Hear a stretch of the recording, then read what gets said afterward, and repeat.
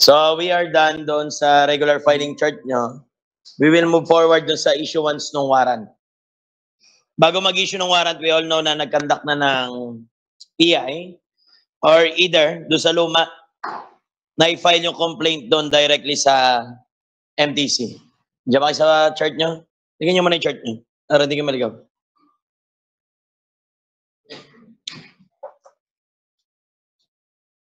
Sa chart kayo lagi. Yung sasabing magaling kayo. Imposible yan. Cream pro to eh.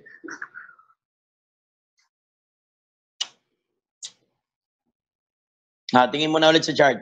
May dalawa na tayong araw dyan, yung makikita nyo. Pagkatapos mag-conduct ng PI, sasabit natin yung papel, yung information or complaint, mapupunta na rito sa court natin. Yung isang court nyo kakaiba, kasi kailangan pa rin natin to, yung lumang procedure, that we all know that pwede pa rin mag-direct complaint with the MTC. Ang problema nga lang, following the rule on Section 6, nung 112 nyo, dito natin makikita kung mag-i-issue ng warrant of arrest. Ay, 5 pala. Nag-adjust pala sa inyo bago. Sa 5. Tama ba? 5 nga. When warrant of arrest may issue. Tama? Sa luma, si 6. Sa bago, 5. Tingin mo na sa kudan.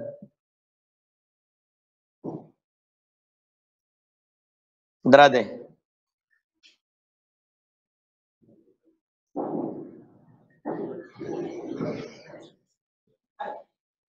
Ay, ayusin mo yung boses mo.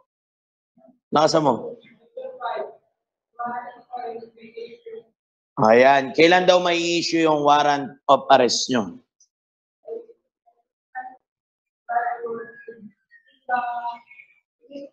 Ay, lakasan mo. Puta, walang sustansya.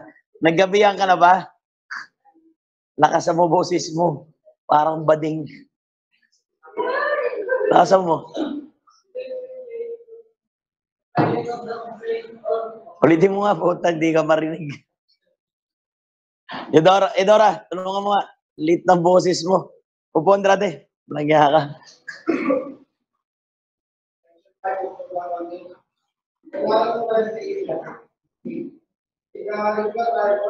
Okay. Separate muna natin by the regional trial court. Sige.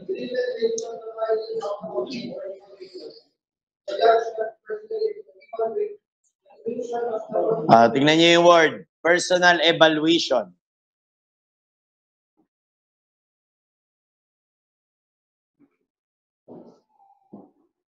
The judge shall personally evaluate yung ating ipinasa rito na information.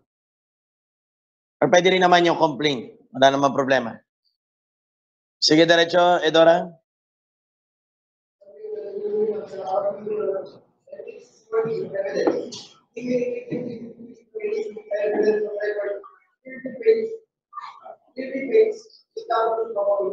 Pag nakita niya rin na may may sablay yung information, motu proprio, nababasa nyo na doon sa may Q&A nyo, motu proprio, they may dismiss the case immediately. On the grounds, maybe, lack of jurisdiction, may makikita yung korte nyo pag may sablayan. However, pag may nakita na siyang probable cause, Edora? Yun lang, tsaka lang tayo magkaroon ng warrant of arrest. So, yung pinagbasihan dito ng probable cause, galing doon sa information or complaint na ginawa nung prosecutor nyo. Ang problema ngayon, alam nyo naman na, tumaas yung level, yung quantum ng ebidensya ng prosecutor, which already requires reasonable certainty at prima facie, mas mataas pa yun kaysa dun sa probable cause. Kaya nga ngayon talaga mandatory na. Basta gumawa ng PI yung prosecutor nyo, malamang hindi na makatanggi yung korte. Mag-issue talaga yan ng warrant of arrest. Napakigpit na ng PI nyo eh. Sige pa, Dora? Ito, hindi lang nakita nila to dito eh. Kasi hindi naman nila ginalaw yung yung court. Yaman na. Mag-issue ng warrant, korte pa rin naman eh. Sige, Dora, diretso pa. Para kanino yan? Huwag nyo muna imimekos dito. Para yan doon sa mga na-inquest proceedings. Nagigets ba mo na? Doon yon sa kabilang chart nyo. Doon, tingnan nyo yung warrantless chart nyo muna. Kasunod naman yan dyan. Instead of issuing a warrant of arrest dyan, syempre the person was already been detained, commitment order na lang yung i-issue. Iba yun ha, huwag nyo munang isasama rito. Sige lang, Edora.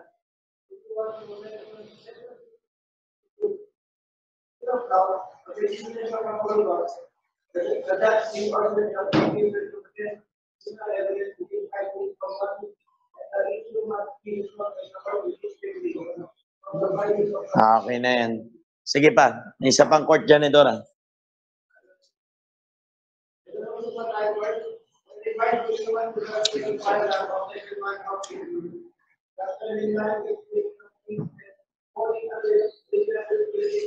Alam niyo naman, pwede pa rito mag-PI.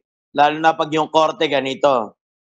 MTCC, or yung makita natin sa mga NCR, yung MPTC natin. Metropolitan Trial Court or dati tinatawag din na METC. Okay lang yan. Or ito yung makita nyo rin, MCTC. Ibig sabihin, nasan itong mga korte na to? Sa mga cities. Etong isa nyo, nasa province. Sige, Dora, diretso lang.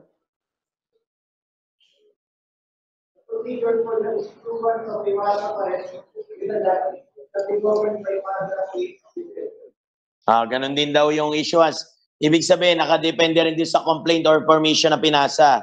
At alam niyo naman dito, under the old rules, yung MTC nyo, pwede tayo magkaroon lang ng direct complaint. While lahat ng kaso na mangyayari sa mga cities, lahat dito is by information. Edora, diretso mo lang.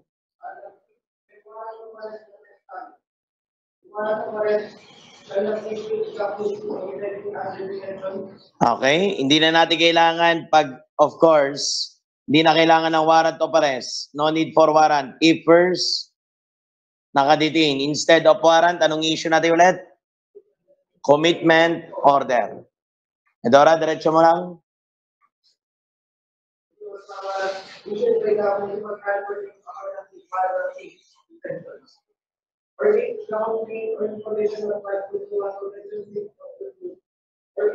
Ayun, ibig sabihin naka-inquest din lang yon.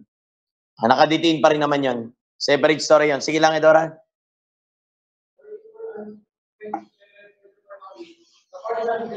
Ayan, pag fine din lang, hindi nyo na kailangan ng warrant. Tsaka ito. I've seen the new rules ng tinanong ko yung classmate ko sa NTC. Pag arresto minor, they are not issuing warrant of arrest. Arresto mayor lang patas yung merong warrant nyo. So ito mga instances nyo na to, hindi tayo magkakaroon ng warrant dito. Clear mo na? Ngayon, pag-uusapan na natin yung general rule natin. So again, we can only arrest a person pag merong warrant of arrest. Now everyone, we need to jump now to Rule 113.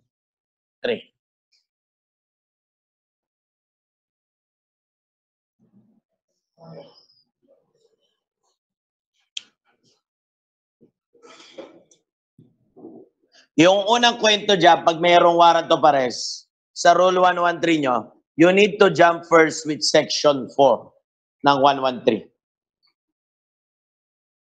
Nakita nyo mo na? Kasi may na-issue ng warrant, sunod tayo, mag-execute na under your Section 4 ng warrant of arrest yung mga police. At makikita nyo dyan, unang babanggitin, ibabato rito sa tinatawag nyong head office or yung head unit na nakasulat dyan. Nakita ba mo na? Tapin.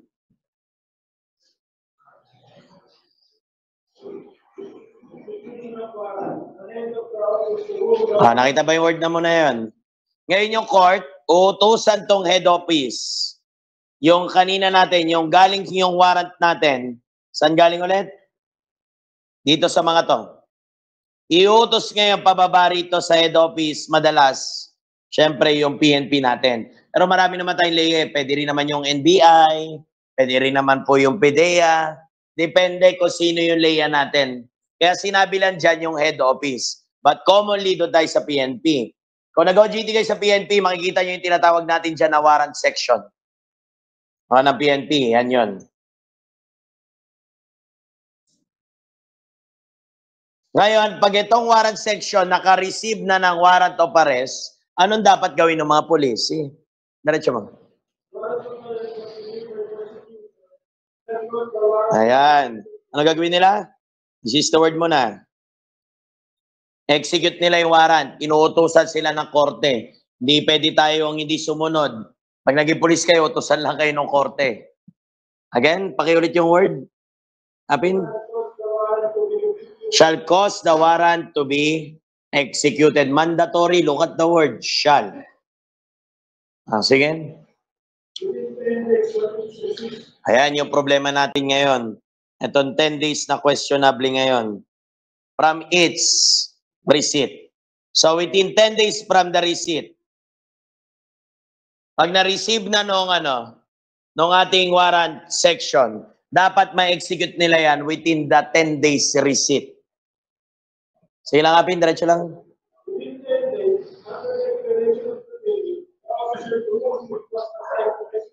Ayan. Then after the receipt, kung hindi nila na-execute within the period of 10 days, ano daw gagawin natin? Shall make report. Ayan. Hindi po, pasensya na po, Judge, hindi po namin na-execute yung aming warrant. Report po kami sa inyo, pasensya na po. Ano ba sa gagawin nila? Ayan, i-state lang nila yung failure nila sa explanation letter nila kung ba't nila na-execute. Ngayon, everyone, eto, na-amend na to. Meron na tayo kasi tinatawag na bagong rules on body-worn camera.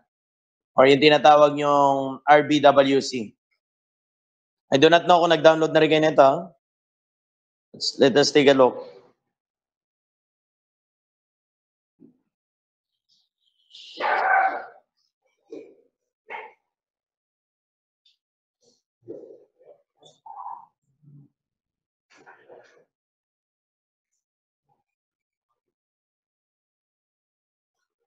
Ayan.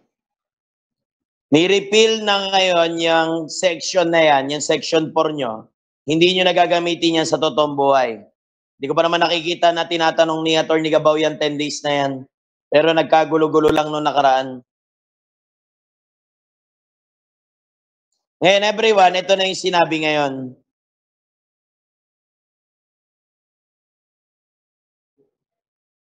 Ngayon, pertaining to that rules now, yung section 4 nyo, hindi na natin gagamitin. Ito na yung sinasabi ngayon.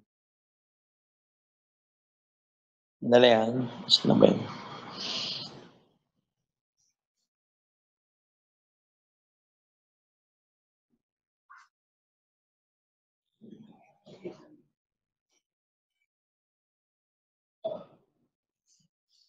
Wala. Dali yan. Let me search it na.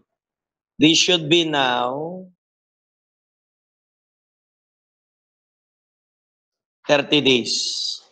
Palitan nyo na, iba na yung ano niya. Ay, hindi readable. Dali, hanapin ko lang.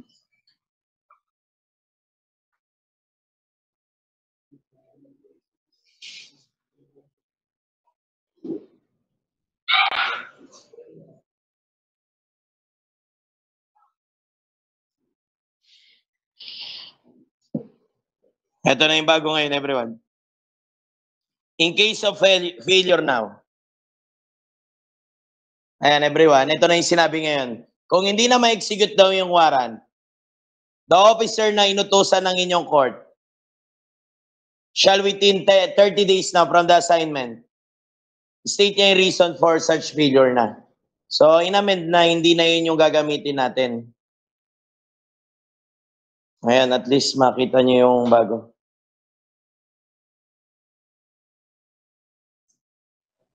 Ayan, so ito na yung bago nating rules.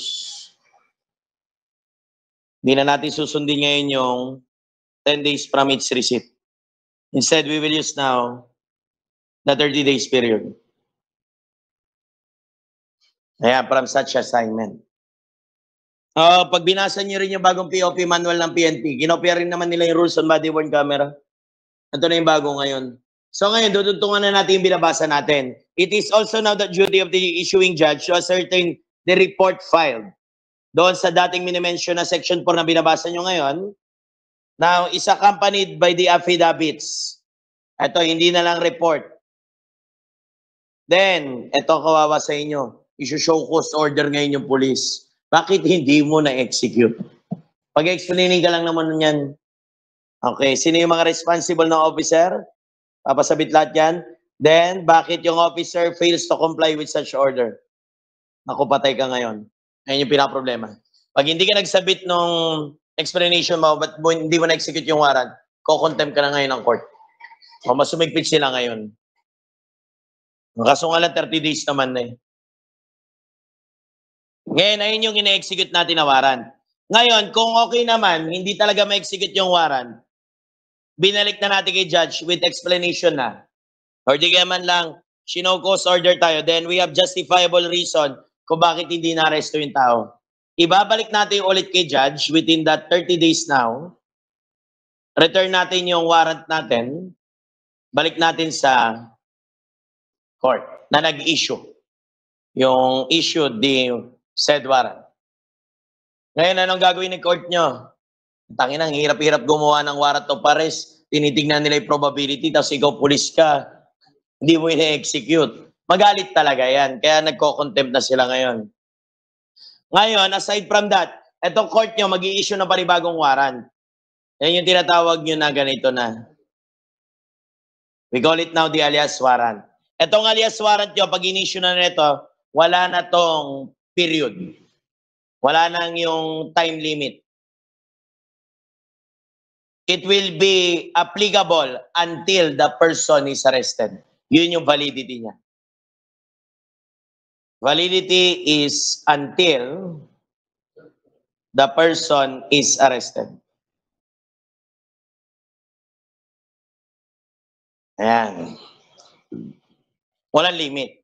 Now, observing ng board exam nyo, I think way back 2015, yes, April. Noong unang board exam nila, Atty. Gabaw, may tinanong yan eh. Can a barangay tanod execute a warrant?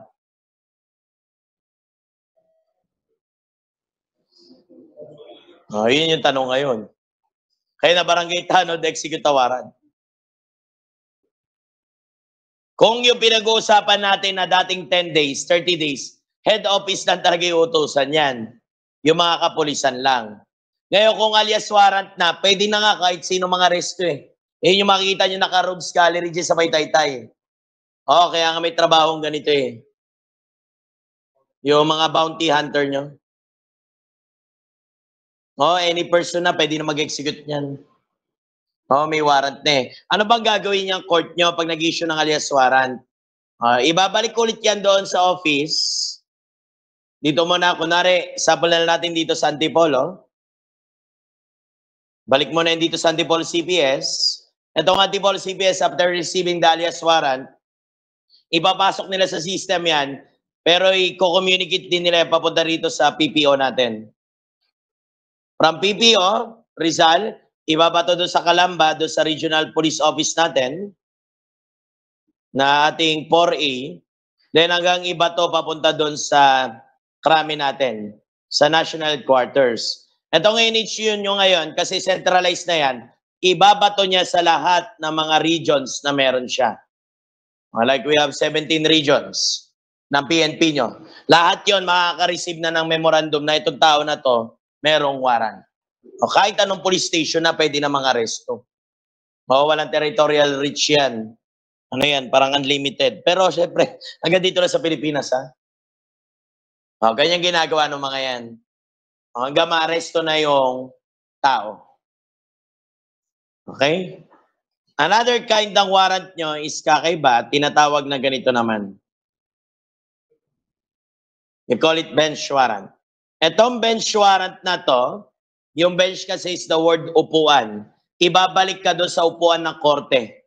This is the seat of the court. Yung bench na tinatawag natin. Pipilitin yung mga tao. If you will take a look with Rule 114, nandyan yan.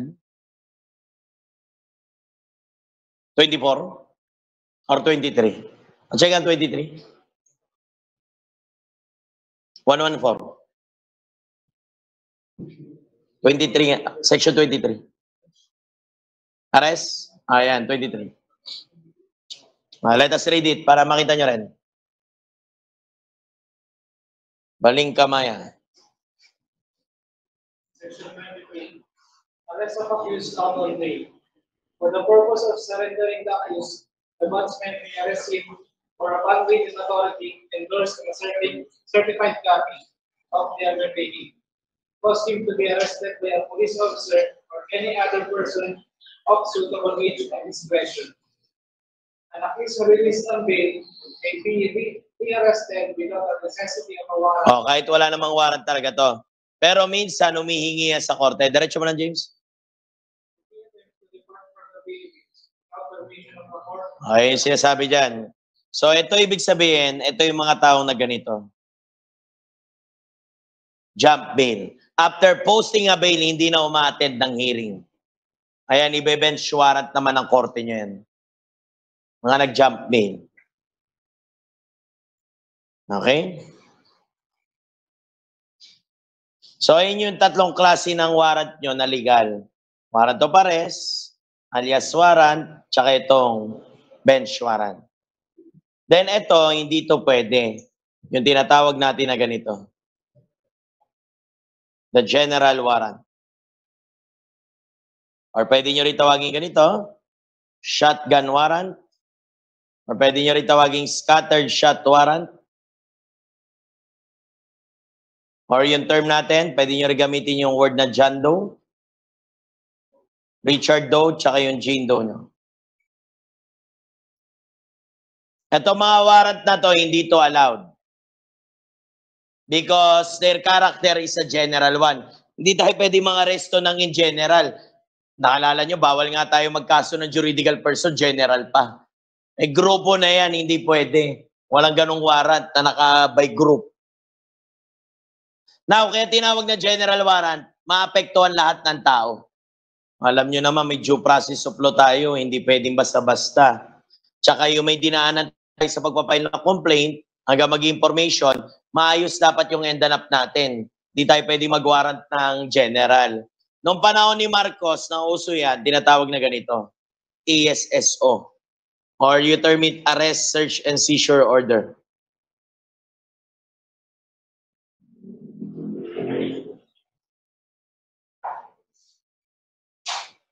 Ito yung dati niyan. Ito papel na to, naka-fill in the blank sa inyong ginagamit ng mga PCINP nyo. Pag nakasalubong ka niya, tatanungin ka lang niyan, anong pangalan mo, ililista na kagad. Tapos arestuin ka na. Tratado to, parang fill in the blank to na ano. Fill in the blanks na warrant. Ay, hindi pwede yan. We do not recognize that one. What's the reason? Kasi nung, alam niyo naman panahon niya, wala yung ating writ of habeas corpus. Kasi dineclare yung martial law. Kaso nga, nandun na natin pag-usapan yung writ of habeas corpus.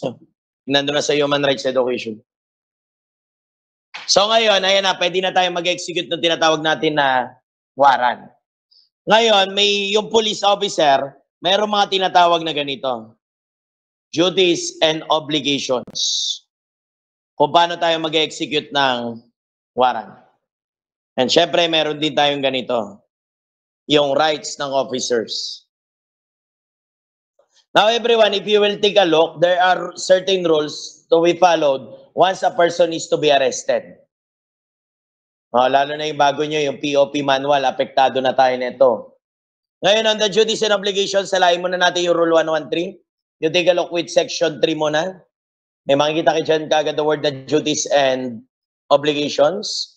Kinopera niyan. Alam naman natin na bawal tayong gumamit ng tinatawag na unnecessary force before. Ano lang pwede nyo gamitin? Nakasulat yan dyan. James, Section 3. Section 3, duty of arresting officer. It should be the duty of the officer executing the warrant to arrest the officer to deliver him to the nearest police station or jail without necessary delay. Ang problema rito, masyado maikli yung sinabi. Yung POP manual nyo, ang dami ng minumungkahi according to the new POP rules. Ito yung susundin natin na bago ngayon, yung POP 2021 na manual. We also need to follow Republic Act number 7438, Republic Act number 9745, once we arrested a person. And aside from that, we need to follow also the rules on body-worn camera.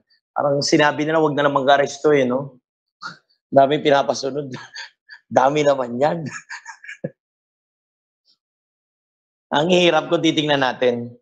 Kagandahan dito, pag binasa niyo yung POP manual na 2021, kinopya na ng POP manual yung yung buo, pati yung rules on body-worn camera, yung 7438, tsaka yung 9745 nyo.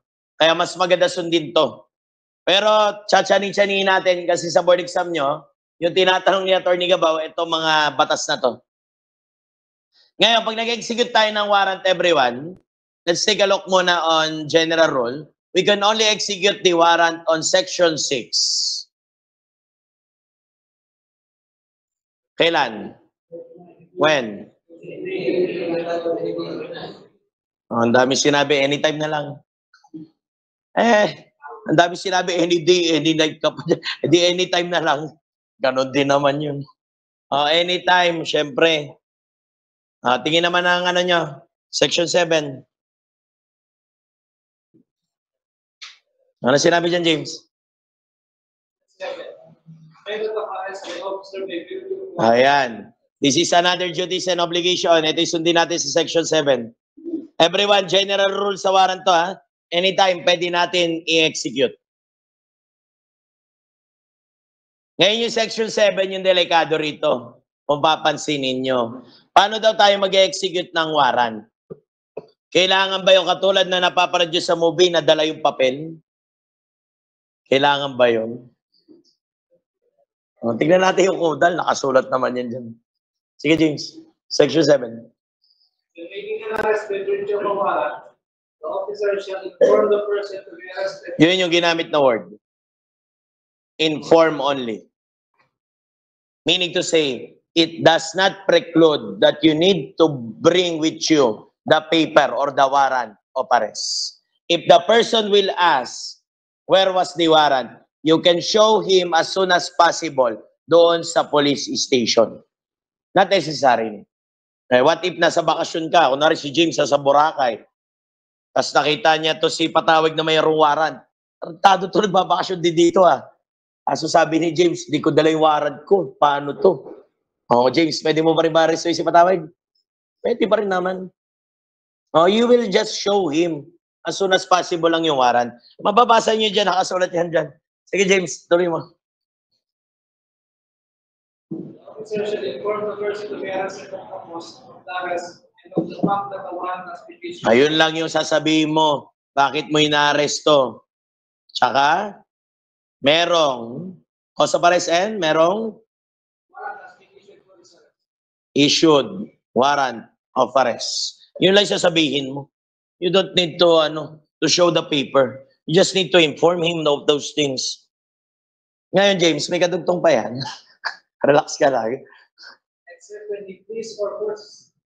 Siyempre, ito other story to, pag-uusapan natin yan doon sa force continuum, huwag mo na rito. Kasi minsan pumapalag talaga Except when he flees or?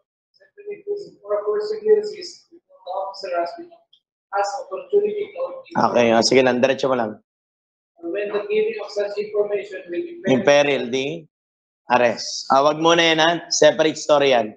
Tsaka in fact, alam nyo na to Naaralan natin yan sa performance of duty. Sige, diretso lang James. The officer need to not have the warrant. Yun. Nakita nyo? The officer need not have James, diretso mo. Lagi akin, antay mo rin ako. The officer need not have the warrant. Did not have the warrant in his possession. Ano yung kadugtog ng James? But after the arrest, the person arrested so requires, the warrant shall be shown to him as soon as practicable. Ayun. Soon as practicable lang. Pag nasa police station na lang, arrestuin mo muna. Hindi nyo kailangan ng warrant dito, pero pag kinompare nyo sa SW, kailangan nandun yung SW. Iba yung SW nyo. Tundag muna tayo para makompare nyo. Punta tayo 126. I think it's also in section 7 or 8? Pa-check nga ako.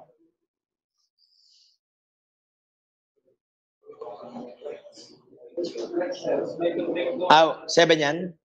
Sige lang, diretso lang. 8? Ayan, sige. Search of house, room, or premise to be Sige. presence of two witnesses. No search of a house, room, or any other premise shall Ay, sa be made except the premise. Sa witness yan, dali nga. Hindi, issuance na yung 6 eh.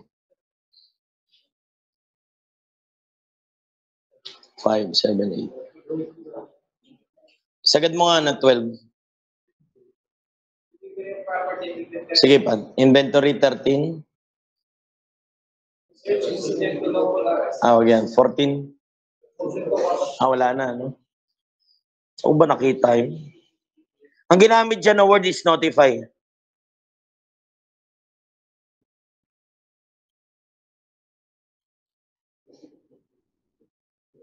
Section 2. Application for search Wag yan. 3. Yung 3 mo. Personal property business. 4. Saan ba nabasa ba? At check nga ako, may control F ba kayo? The word kasi ginamit dyan is notify. Pagka SW kasi, kailangan nandun yung mismong papel. Kasi ang word na gagamitin niya dyan is notify.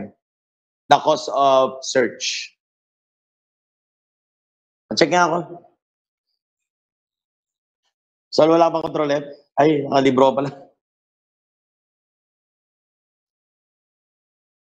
Nakita niyo ba? Patingin niya ako, ano? Pera mo nga ako siguro.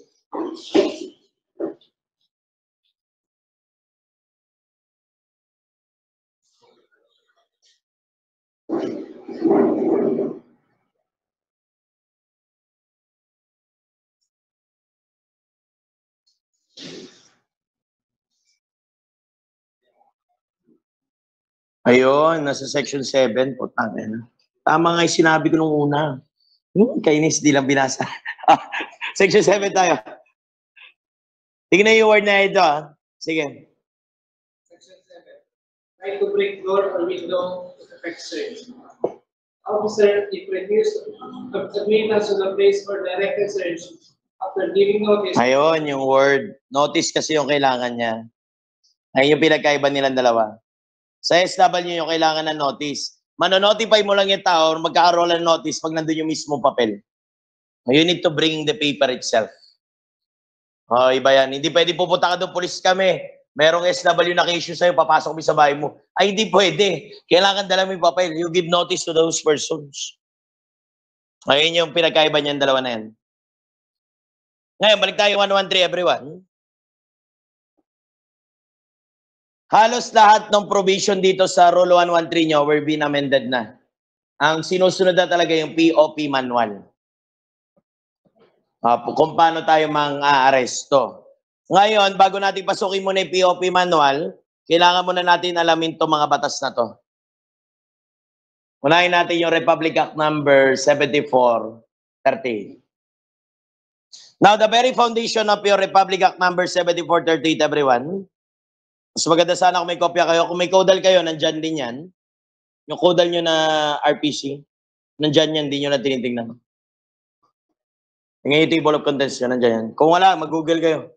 Naku, napaka-importante nito. Daming tanong dito.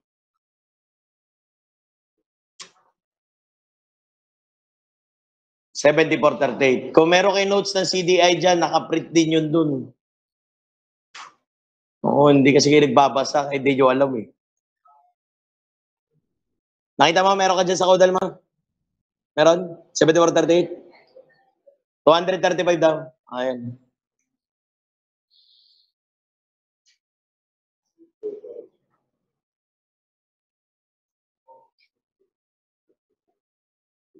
Meron kayo notes sa CDI nyo yan, 74.38. Maharal nyo yan dun. Meron. Ay, mag-google kayo ng 74.38, sasalain natin.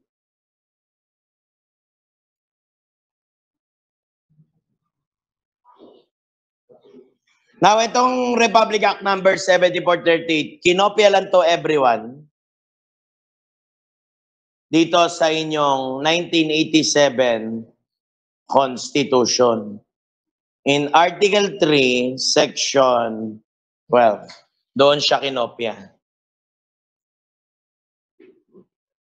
Buksan nyo rin yung Constitution nyo, titingnan natin. At ito 7438, yung consti natin, kinopya lang natin dito naman ang galing kay Miranda versus Arizona. Diyan natin kinopya yan. Kaya nga tinawag yang Miranda Doctrine, Miranda Rights, Miranda Culinary. Yung si Miranda nyo, tao yan. Nangyari sa state ng Arizona. Ano ba nangyari? Simplify lang natin kwento. Ito si Miranda nyo was been arrested for a traffic violation. Then upon entering sa kanya sa pangalan niya, nakita na marami pa siyang kaso. Ito mga police, dinitain siya, walang kaalam-alam. Hindi niya alam ano yung reason. Nilaban niya yung kaso niya hanggang nanalo na dapat pala lahat ng mga inaarest ng tao, ina-appraise ng kanilang mga karapatan. Okay, lumabas yung tinawag natin ng Miranda Warning. Miranda Rights, Miranda Doctrine, or Miranda Culinary nyo. Isa lang yung mga yon. Ang tagal po, tayo na, haba na commercial ko. I-google nyo na lang pag wala. Saan mo nakita, Ano yan? I-share mo naman kasi po talagang susulo ka naman. Kakantahan ka namin, alam mo yung kanta? Yung walang sinuman. Saan daw? Saan notes yan? Nandun daw. Meron kayo niyan.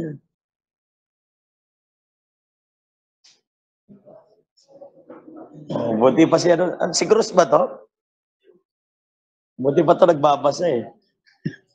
Alam niya kung saan nakalagay. Ibig sabihin, nabasa niya.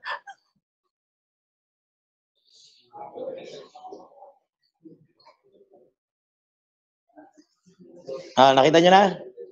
Yan. See?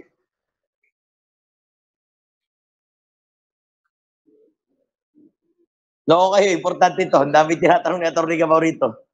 Sige kayo. Ganyan-ganyan lang kayo dyan. Nauunahin ko muna i-discuss yun nasa Constitution nyo. Punta muna kayo ng Section 12 ng 1987 Constitution.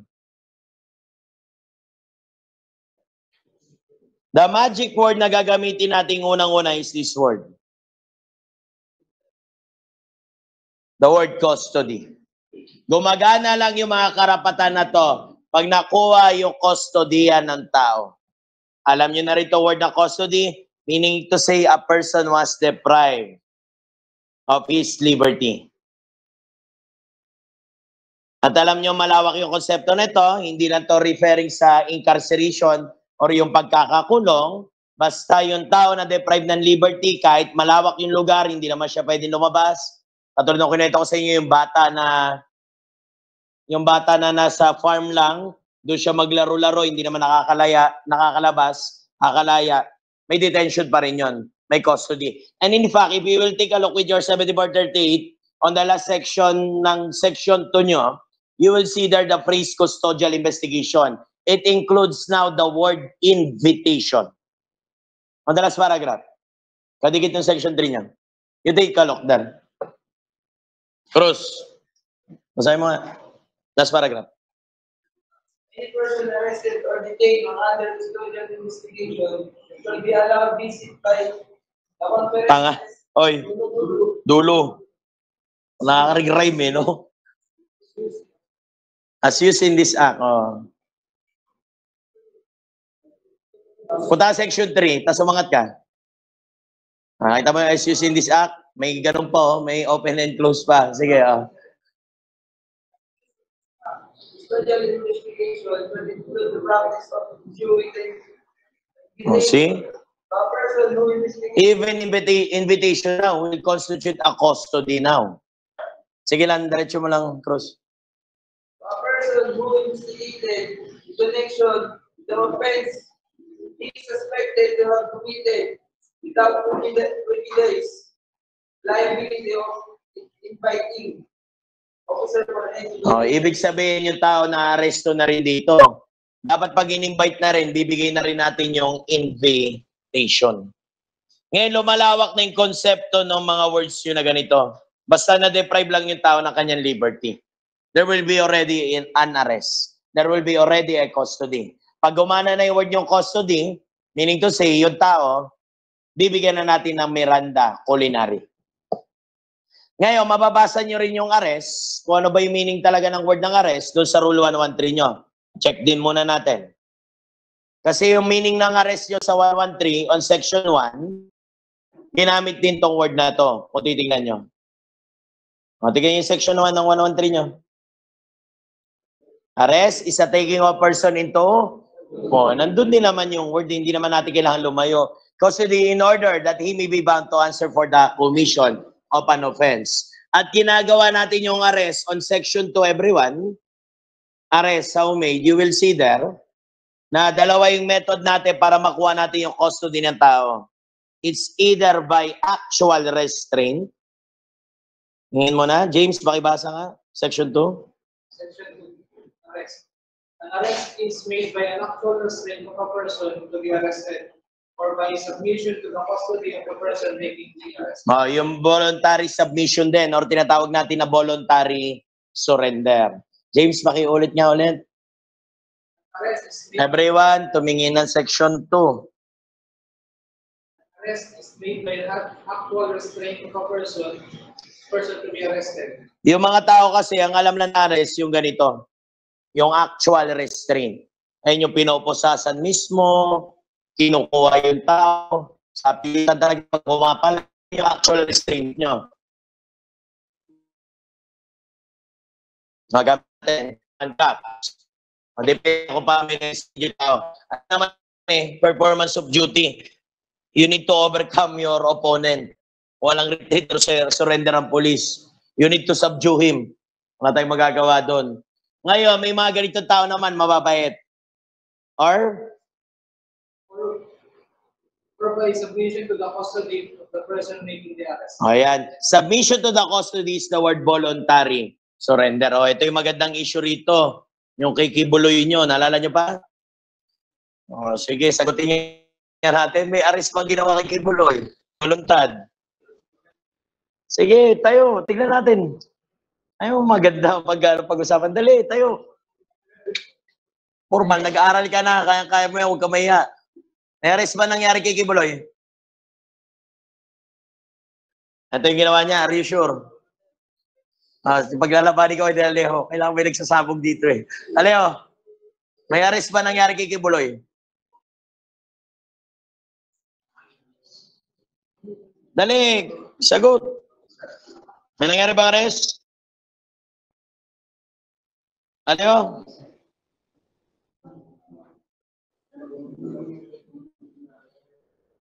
Hoy, meron ba yes or no? Anong reason mo?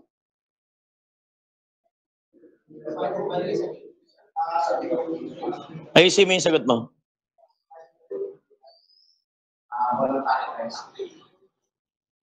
Voluntary surrender yun. Are you sure?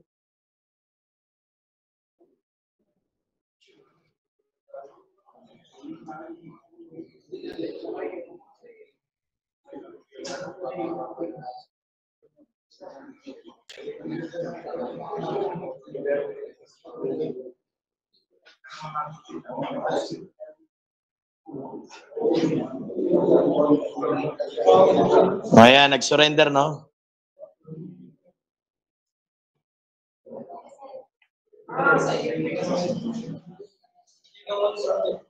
Sol, may arrest ba nangyari? Punta, pag tinanong sa inyo ni Atty. Gabao rito, kawawa kayo. Meron wala? Bakit?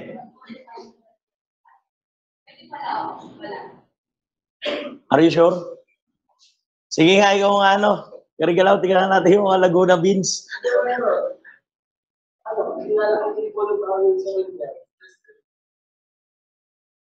Sa voluntary surrender na tayo. Hindi naman ano yun eh. Pinersa yan pero hindi nga nakuha eh. Walang actual restraint.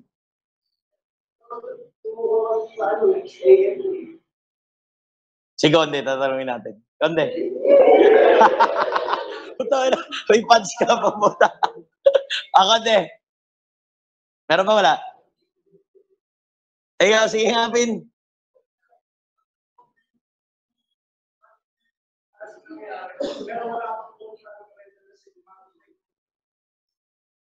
Ganun ba yun?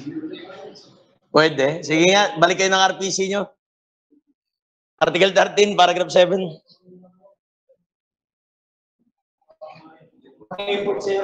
Dali lang, tignan muna natin. Relax lang kayo. Punta Article 13, paragraph 7, RPC nyo.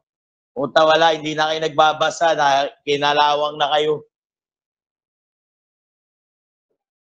Cruz, basahin mo nga, Cruz. Lakasan mo.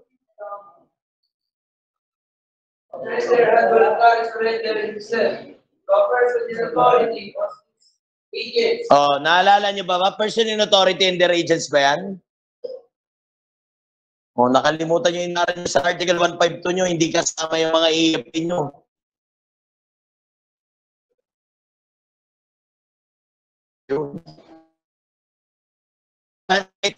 Kaya nga voluntary surrender common sense trade eh. Kailangan yung gobyerno hindi mag-exert ng effort. Normal na yun. Ito yung gusto ko ipakita sa inyo. Walang arrest dyan. Kasi hindi naman yon. Kailangan gawin mo to dito sa person in authority or their agents of a person in authority. Kaya kasi puro kayo Q&A. Sige, babas. Hindi talaga masasagot. Kaya pag di masagot, sayang. Kasama talaga yung effort. Normal yun. Kung sinurrender ng AFP, after na niya mag-surrender doon sa AFP, sinurrender ulit ng AFP sa PNP, yun na. Doon nagsimula yung arrest. Pero sa AFP, wala. There is no arrest na. Nakalagay naman sa batas.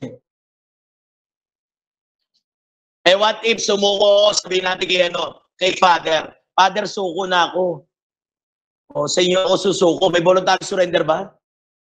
Hindi naman personal authority and their agents yun eh. Buti pa sa barangay tanod ka sumurrender, okay pa eh. Agent yun. Yun, voluntary surrender. Ngayon yung problema. Hindi naman nag-execute ng warrant ang AFP nyo in the first place. Dapat naalala nyo yung 152 nyo. Diyos ko, yung pundasyon nyo, wala na. Bumaon na. Balik na tayo rito. So ngayon, ayun lang yung pwede nyo gawin sa arresto natin. Sabi doon sa again, balik na kayo ng Rule 113 muna. Sa Section 2, that's the way we arrested a person. It's either again by actual restraint or by voluntary surrender. May sasabihin ulit dyan sa ilalim nyo na walang bawal yung mga unreasonable forces. Pero ngayon, bago na eh. May natin discuss yung tinatawag na ngayon na force continuum. Iba na yung rule ngayon sa grounds for arresting. Nung last board exam nila, di ba Madrid sa inyo tinanong yung mga force continuum, yung mga lethal, non-lethal. Ayan. Yun na yung bagong ginagamit ngayon. Wala, nirephrase na yung word nyong reasonable force. Or yung tinatawag natin na bawal yung unnecessary force. Tinatawag nyo na yung force continuum. Later on, ano muna natin. Ngayon, pag meron na everyone, dito na tayo, balik na tayo, meron na custody. From the moment the person was been taken, kailangan i-appraise na natin yung right niya under Miranda. At ito Miranda Doctrine, again, everyone, kinopya lang dito sa section 12 natin. Balik na tayo ng Consti. And that is the supreme law of the land. Lahat naman ng batas dyan lang sasangayon. Dapat nga, kabisado nyo itong Miranda eh. Bale, Festival nga, Miranda Doctrine. Alayo, Miranda rights.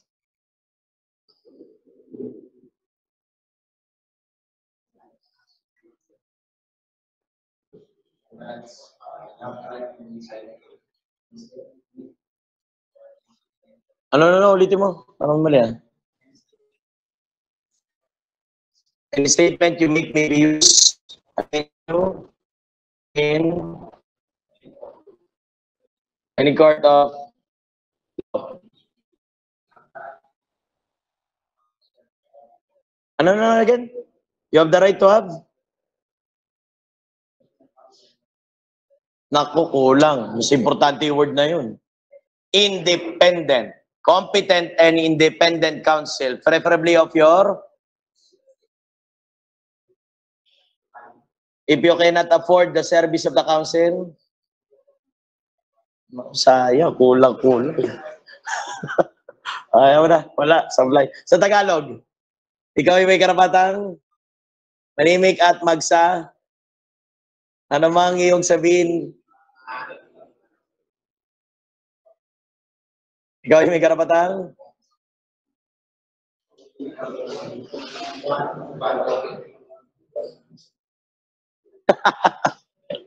Nag-ayaw.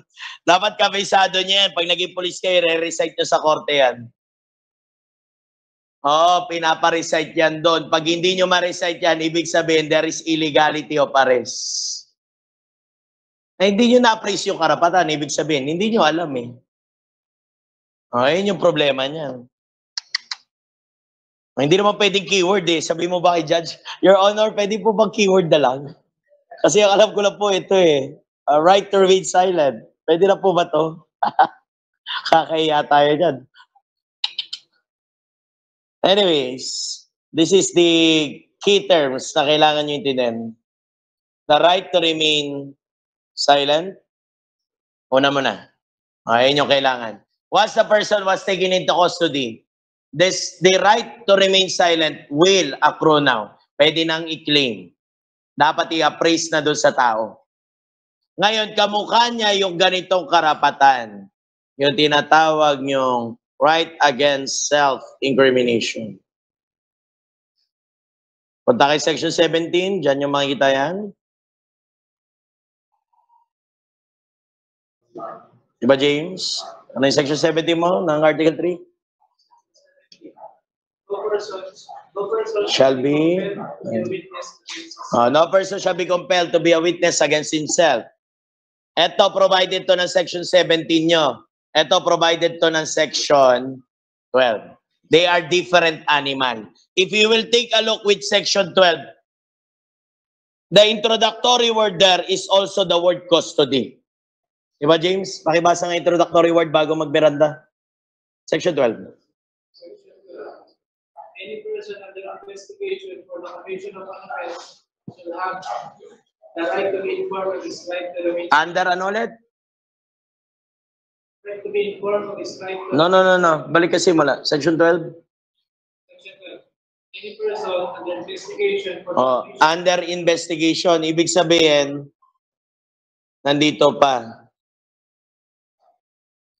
While itong isa nyo, yung right against self-incrimination, can invoke only during the trial segment. Lundag mo na kayo ng 115 para makita nyo. Rule 115. The term there is rephrased as rights of accused. Pag nandito pa lang tayo sa police, depending upon, pwede tayong tawagin pa lang na suspect or social, pwedeng culprit, or yung ginamit noong February 2024 na board exam, yung mga ganito, kahoot, mga cohorts, pwede rin yung word na malefactors. Mga suspects, culprits, kahoot, cohorts, malefactors. Ngayon ginamit ni Atty. Gabaw nakaraan yung word na kahoot. Utangin na malay ba ng bata dyan? Kahoot. Suspect lang pala, lintik. Mga suspect, mga magkakasama. Kahoot. Doon sa isa, accused ka na. Pag na-accused na, of course, nandun ka sa trial segment. Doon mo na pwede invoke. O, tingin kayo sa Rule 115. Right.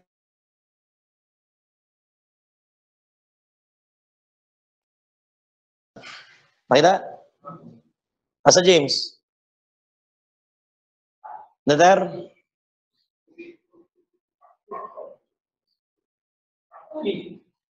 James? Be exempt from being compelled to be a witness. Nandun din eh.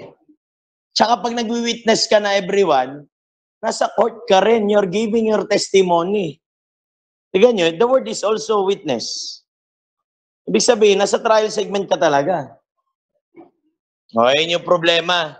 Diba? Sinabi ko na sa inyo yan, yung kada hearing ng mga inaalis guwo ngayon, they're invoking their right to remain silent. Although that is an investigation made by the legislative branch nyo, that is what you call the quasi-judicial hearing. Hearing pa rin yun. Senate or congressional hearing nyo. At dapat yung invoke nila, ito. Hindi naman police yung mga yun. Ayan. Custodial investigation yan. Ayun yung right to remain silent. O, diba? Doon na inis si Digong yun sa isang kongresista babaeng matanda. Hindi ka naman police, putang. Ang tinatanong mong yes or no. Let me explain. Nagalit si Digong. Hindi kasi alam ng mga kongresista yung mga nangyayari. Ginagawa nila, akala nila, kinokopya nila yung court, hindi naman sila court. Eh, bawal talaga yun. Ano dapat invoke nila doon? Ito dapat. Hindi itong isa. Kasi under custodial investigation lang to. From the moment the person was been arrested, immediately thereafter, huwag kalimutan the word na to. Ito nakita ko ginagamit ni Atty. Gabaonyo. The word immediately after, dapat ibigay na kaagad natin yung karapatan ng tao. Punta tinira kayo sa grammar nun eh. May nakita ko ganyan tanong niya. Immediately thereafter. Kailangan ibigay na natin yung rights niya under 7438, lalo na yung right to remain silent. Now, yung section 12 nyo sa Constitution is very substantial lang. Yung 7438 nyo, nagbigay ng ngipin para kaagatin yung mga polis na hindi magbabanggit ng Miranda Doctrine. If you will take a look now on 7438, everyone again, you take a look with the last provision, last 3 section, you will see there the penalty, the sanction. Paring Cruz, ano nakalagay dyan? Penalties.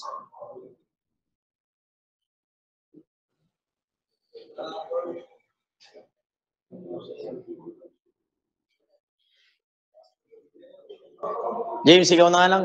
Bago, lutang. Alam nyo, mag-caudal kayo. Huwag matigas ulo nyo. I've seen that one already. Yung mga tao na hindi nagpo-caudal, putayin yung mga bumabagsak. Nako, inuulit nyo lang. History keeps repeating itself. Ayaw pa maniwala. Uy, ingat kayo. James. Section 4, penalty clause. Any person, any arresting public officer, employee, or any investigating officer who fails to inform any person arrested, detained, or under custodial investigation is right to remain silent and to have a competent independent counsel prepared of his own choice, shall serve as a fine of 6,000 pesos. Imprisonment. Sige, penalty of? Imprisonment not less than 8 years, but not more than 10 years. O, tingnan nyo. 8 to 10 years. Puta na. Grabe yung imprisonment na to. Tapos tatanggalin pa kayo sa serbisyo. Nakalagay pa dyan, di ba? James? The penalty of perpetual absolute disqualification shall be Di-disqualified ka pa, wala na. Hindi mo minemorize, tutungo-tungo kayo. Dapat dumadalo na sa veins nyo yan. Eh, sa totoong buhay, hindi naman talaga nire-recite yan. Pero pag nasa korte na kayo, babalik kayo ulit ng pagiging bookish eh. Ito yung magiging penalty, kaagating ka ngayon. Oo, nagbigay ng tit yan dun sa section 12 nyo. Ngayon, kung papansinin nyo, sa section 12 nyo, dalawa lang yung karapatan na binigay dyan sa consti nyo. Mabalik mo na kay section 12. Yung dalawang karapatan lang dyan, makita nyo yung right to remain silent tsaka yung right to have competent independent counsel. Yung 7438 nyo, marami ng requirements na binibigay. Even the rights on visitation, nilagay dyan. Tatlo na yung karapatan na nilagay doon. Yung rights to visitation, you may call it now statutory right. But the right to remain silent, plus yung right to have competent and independent counsel.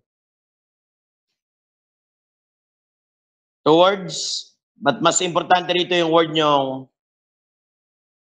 independent. Yan, dalawa na yan, constitutional right tawag nyo dyan.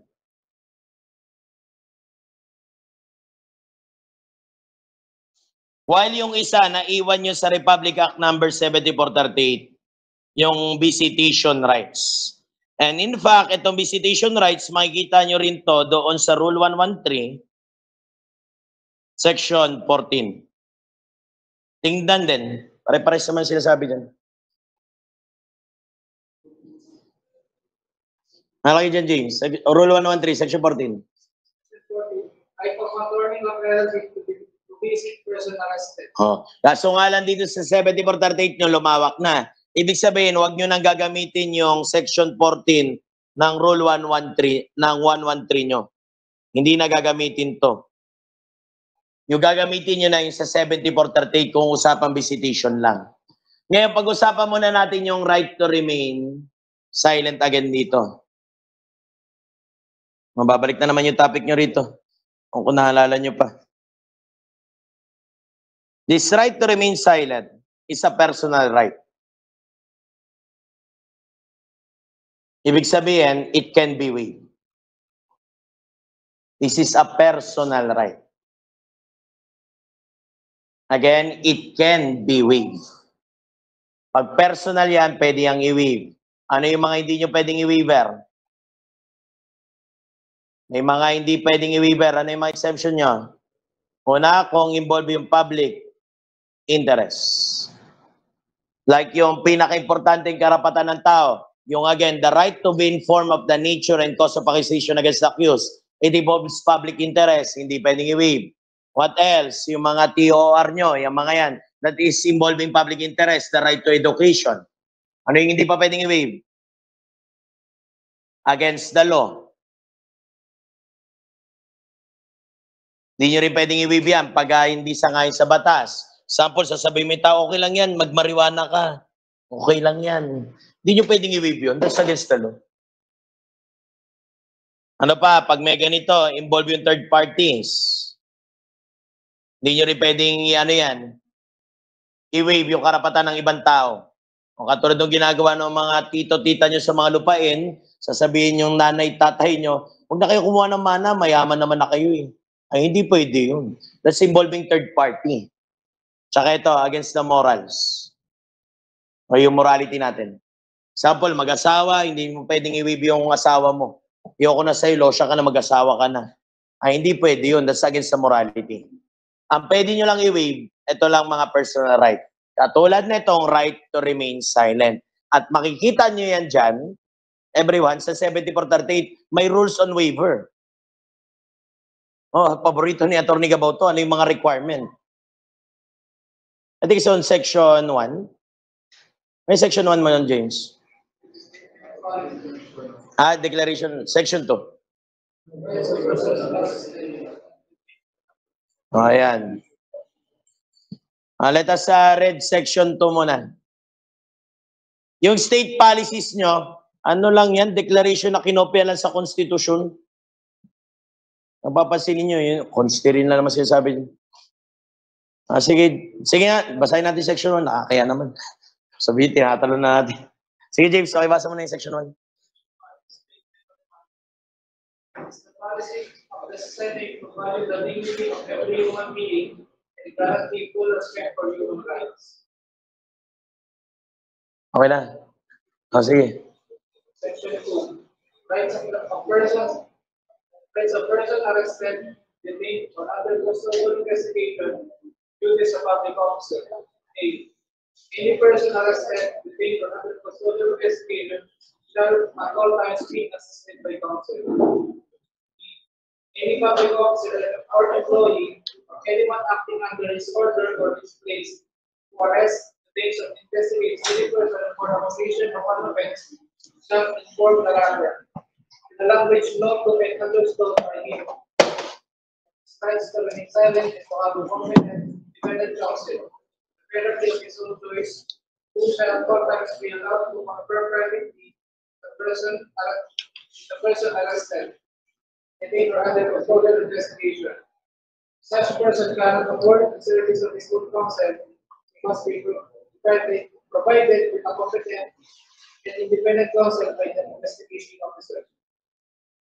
C. The custodial investigation report shall be engrossed to writing by the investigating officer, provided that before such report is signed, Lord, the person arrested or detained does not know how to read and write. It shall be read and adequately explained to him by his counsel or by the assisting counsel provided by the investigating officer. The language or dialect known to such arrested or detained person. Otherwise, such investigation report shall be null and void and of no effect whatsoever. Any extrajudicial confession made by a person arrested, detained, or under custodial investigation shall be in writing and signed by such person. Ops, yan na yun. Ibig sabihin, ito na yung letter na yan. Ito yun yung kunin nyo. Paborito na Atty. Gabaw yan. Naging lumalabas yung extrajudicial na yan. Yun na, wala sa tanong yan. The requirements again. Anong letter mo? Delta? Everyone tingin sa letter D. James, pakiulit. Any extrajudicial confession made by a person arrested, detained, or under custodial investigation shall be in writing and signed by such person in the presence of his counsel or in the latter's absence. Upon a valid waiver and in the presence of any Yun. of the parents, elder brother, sisters, spouse, the municipal mayor, the municipal judge, district school supervisor, or priest or minister of the gospel as chosen by him. Otherwise, such extrajudicial confession shall be inadmissible as evidence in What are the requirements again? Dapat alam na alam nyo to, ha?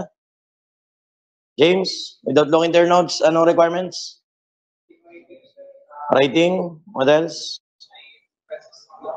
Ops, huwag mo na yan. Sige lang. Basahin mo na nga.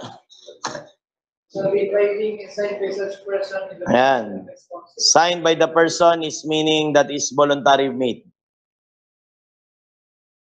Then, presence of Presence of the parents, counsel mo na. Presence of the counsel, counsel. Pag wala ng counsel, sino na pwede?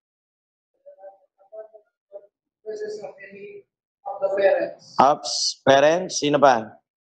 brother, Elder, brother, sister, sino pa?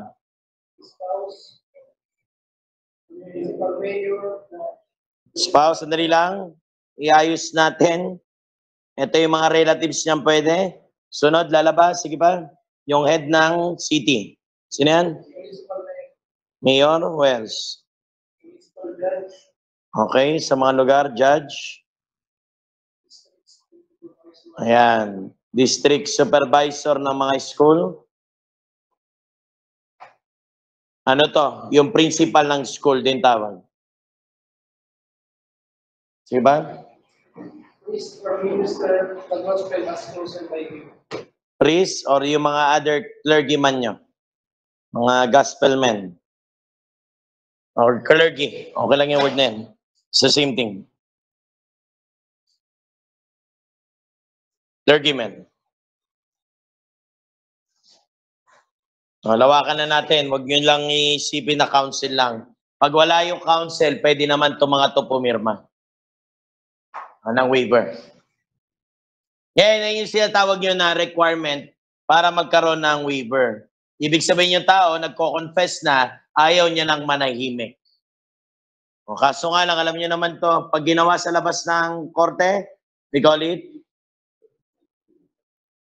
extrajudicial confession. O, yung mga crime ngayon nanonood ng Quadcom, ito lang yung alam nila eh. Sabi nila, kailangan in writing. Putay na basic lang yan eh. Now, ito everyone, tatandaan nyo to, paborito to ni Atty. Gabaw. Yung extrajudicial confession nyo, lagi niyang tinatanong yan. At pampalito niya sa board exam, itong dalawa. Akala kasi ng mga bata yung word na requirement, pare-parehas lang. May ginagamit siya isang word dyan sa extrajudicial confession nyo na ganitong word. Sufficiency. Yun yung tatanong niya susunod. Nakita ko sa mga choices yan eh. An extrajudicial confession will be sufficient only. Ayun, so makita nyo, in writing, gano'n din yung choices niya. Akala ng mga bata, yun yung tinatanong niya. Puta, basic na to, 7438. Alam na alam dapat ng mga bata talaga to. Ngayon, yung isang reference sa pinagkukuhanan niya, hindi 7438, everyone. Instead, nandun sa rules on evidence. Rule 133, Section 3. Ito yung kinukuha niyang reference. Huwag niyong ikukulong yung utak niyo na akala niyo requirements lang yung tatlo na yun. Madali lang yun eh. Tayo na ilang taon na natin naririnig yun pag nag-crim ka. Diyos ko naman, common sense na yun eh. Ngayon, kailan daw siya magiging sufficient for conviction?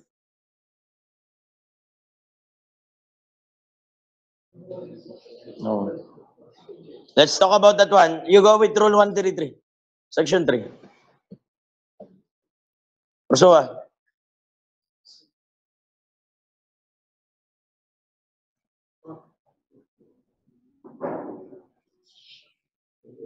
Section 3. Extrajudicial confession and sufficient ground for conviction. An extrajudicial confession made by an accused shall not be sufficient ground for conviction unless corroborated by evidence of purpose believed. Okay na yun. Ba't may katugtong pa ba?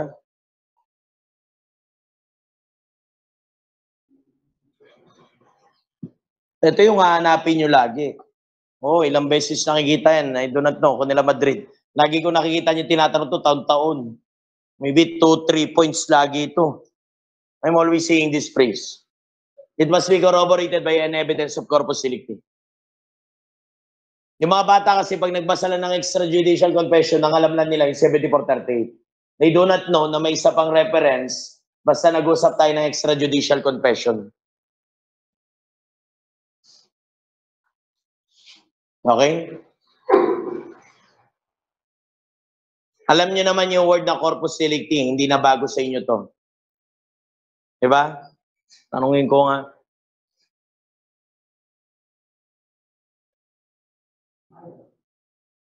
Mahayag daw. Hindi ko mahayag eh. Mahayag. Explain mo yung corpus delicti.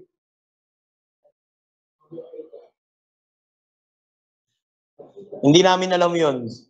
Ay, nag-body of the crime mo po. Explain mo. Ano pa?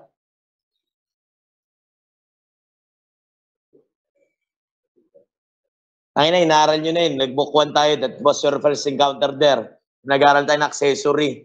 Doon yung una nakilala yan yung body of the crime nyo na yan. I-lecture ko rin yan doon sa may CDI nyo ah. Diba? Sige. Hindi wow.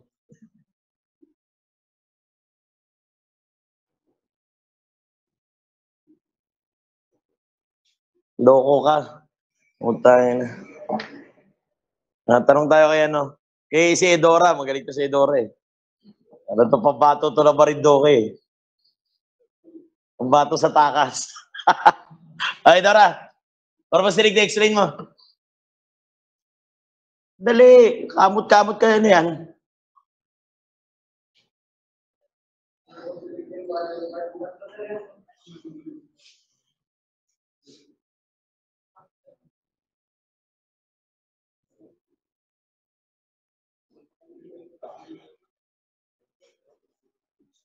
Patay tayo na ito. Papahiya tayo na ito. Ha? Paano pag tinanong niya sa interview nung nagpulis ka? That is on your only last sa mga pasok sa PNP.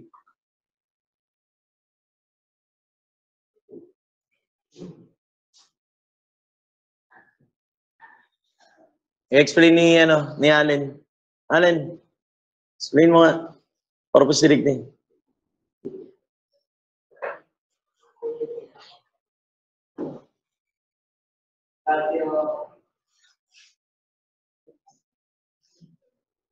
Ba yan? So, Lesa, ikaw na nga lang. Lakas ang boss mo. Gamit ka na mic dyan. Gumamit ka. Bilis, explain mo sa kanila yung corpus delicti. Pagod na ako eh. Ganda mo explanation ha?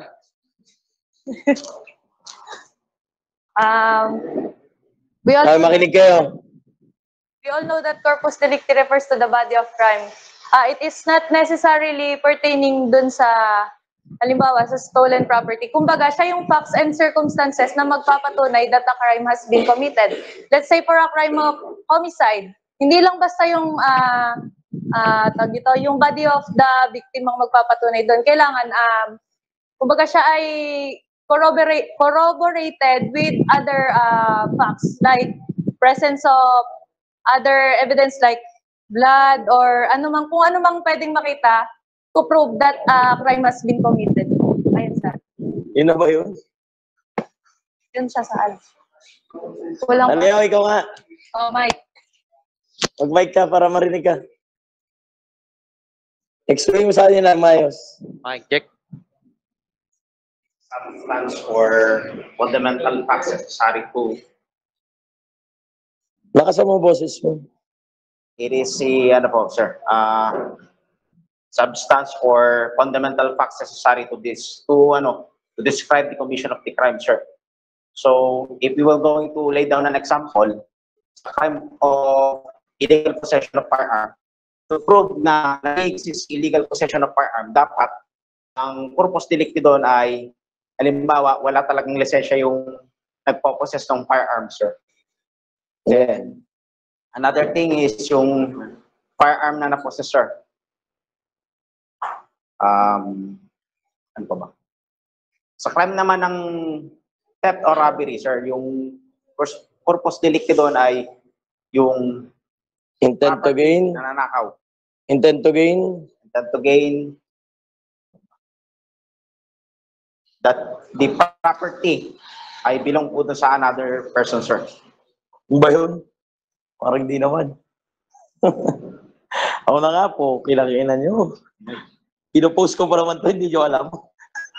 Kaya tayo. Tinatawag tong ganito rin. This is the biggest word niya.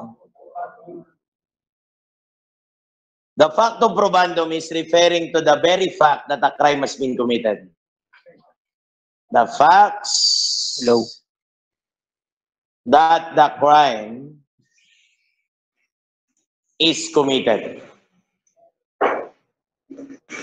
Yan yung tinatawag nyo na corpus delicti. Oh, madali lang yung body of the crime. Diyos ko naman, dapat nga hindi nga yung gamitin nyo. Ito yung pinaka-meaning niya. The very facts that the crime has been committed or referring to this other word. Yung pinaka-substance ng krimen or pag nagbukto tayo, yung tinatawag nyo na elements. Oh, yung elements ng crime, yun yung body niya. Nakita mo na ba yung katawan ng theft, Alejo? Ano ba yung tsura ng katawan ng theft, Alejo? Alejo, itsura ba yun? Oh, hindi kasi ito literal eh. Nililiteral nyo kasi. Diyos ko naman. Ikakwento ko nga muna po, na para maintindihan nyo. Alam nyo naman tong RPC nyo, it came from the Bible, of course. We came from the Roman laws, kaya gumagamit tayo ng ganyan, Latin nyo. Roman yan eh. Biblical. Oh, galing yan sa anong term? Yung Corpus Christi nyo. Body of Christ. Kung Katoliko kayo, kumakain kayo ng osya, diba nung sinasabi ni Father? Katawan ni Kristo. In English, huwag yung tawagin Corpus Delicti, ha? Mamaya magsimba kayo sabi Corpus Delicti. Body of Christ. Or in Vatican, pag nakita nyo nagsisimba sila, nakalatid kasi sila doon, babanggitin doon, Corpus Christi. Ayun yun, yung katawan ni Kristo. Hindi naman literal na katawan talaga ni Jesus Christ yun. Kasi tayo mga Katoliko, mahilig tayo sa symbolism. Kaya ka sumasamba tayo sa kahoy eh. Diba, Arlie? Ayun yung tawag niyo sa amin? Arlie, diba? Mga hypocrite kami. Totoo naman eh. Sumasamba kami sa mga kahoy. Kasi we wanted representation.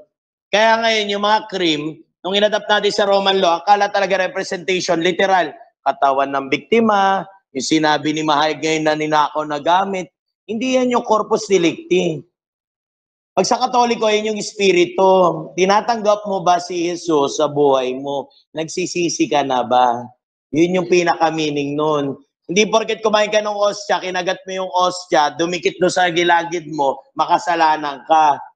Diyos ko, that's the only way na kami mga Katoliko na sinasabi namin, tinatanggap namin si Jesus sa buhay namin. Spirito yung kinukuha natin, hindi literal na katawan. Kaya yung spirito ng batas nyo, ito yung tinatawag na yun, na yun yung pinaka-spirito. The facts, the substance, the elements of the crime. Ngayon, ayun yung ultimate facts na factum probandum na kailangan nating establish. Yes, we need to suit to establish the factum probandum.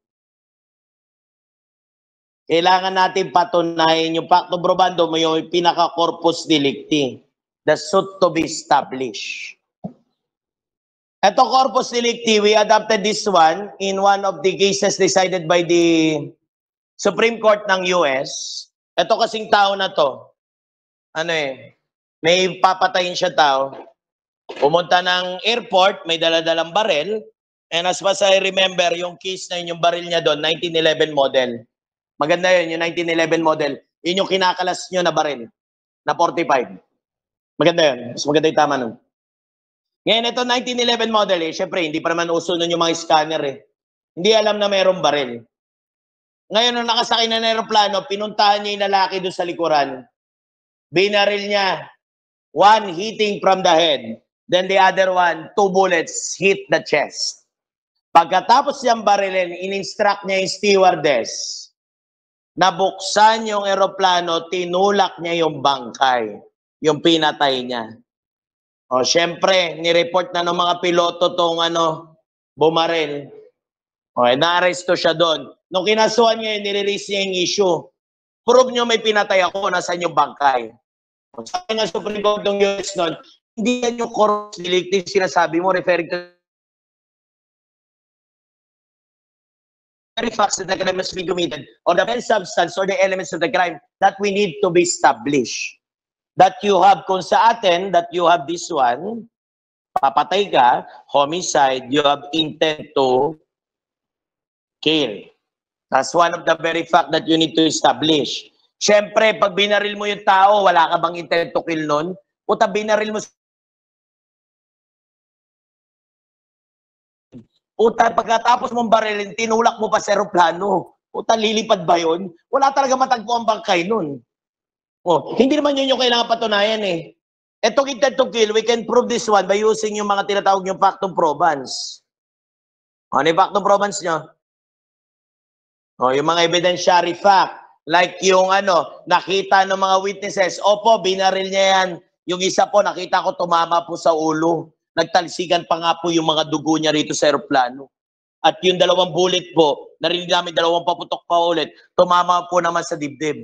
At pagkatapos niya pong patayin, barilin, tinulak niya pa po sa aeroplano.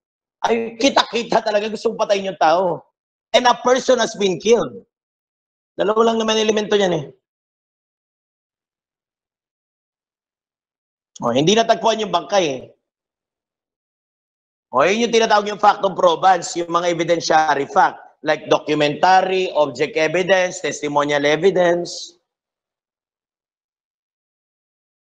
O, yung mga evidentiary facts na natin, mapuprove na natin yung corpus delicti. Like the case here in the Philippines, we adopted that one on the case of Ansang. It happened there in Mindanao. O, uso doon yung mga binta. Ayun yung kaso na yun, yung binta. That's a colorful boat na ginagamit nyo. Yung may sail pa na mahaba. Kasi ito sila, pag nagpapatayan sila doon, yung sa kaso na yun, gumamit ng dynamite. Puta, hinagisa niya na maraming dynamite yung isang binta. Ito ni Ansang. I think it's Ansang. Ngayon, malamang, sumabog yung yung binta. Kasama yung mga tao, sumabog. Of course, if you use an explosion, alam nyo to, you can be charged for the crime of murder. Qualifying circumstance. And we need to prove that one pag sa murder naman. So, he uses an explosion. Natagpuan ang bangkay, malamang sabog-sabog lahat yung lasog-lasog. O natagpuan lang doon sa shore yung mga debris ng ng vinta. tsaka yung mga seal na lang nakita doon sa pangpang. Wala talaga natagpo ang bangkay. Alam nyo rin naman yan, kinakain niya ng pusit yan eh. Crab, o, diba? Mga meat eater.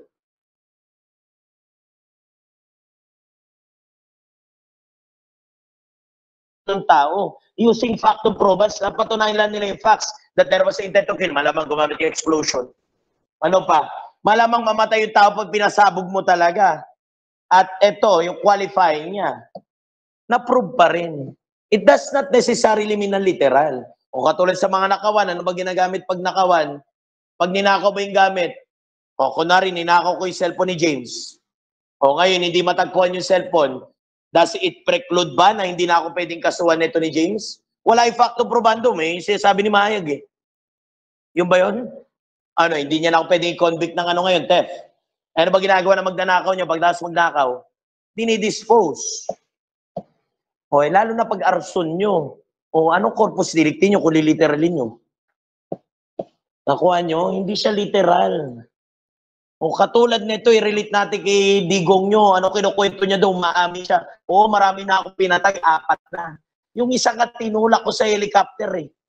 Laglag patay eh. Tangina, kwentong barbero lang yun. Nasaan yung corpus delicti? Kahit ano pang amin mo, wala rin bearing yun. O example nga, si Garing Galaw, aamin. O, umami ka kay Garing Galaw, kung narinirip mo si si Conde. Amin ka, dali. O. May fact ba na rape na nangyari talaga? Oh, hindi pwede kayong umamin na upunta kayo istasyon ngayon.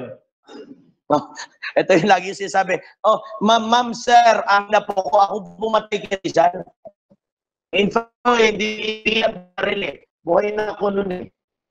Ano po yung pinugutan ko ng ulo? Nilagay ko po sa piso.